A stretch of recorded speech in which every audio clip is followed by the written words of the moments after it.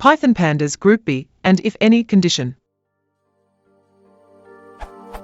I have a data frame similar to the one below, and I would like to create a new variable which contains true or false if for each project the sector A has been covered at least once.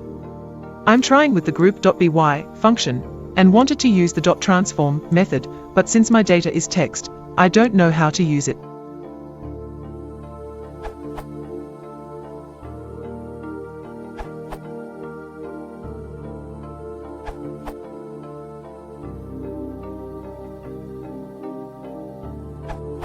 You could try the following.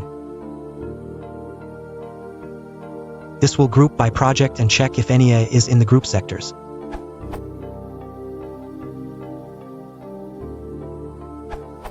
It's not the fastest option, but definitely should work.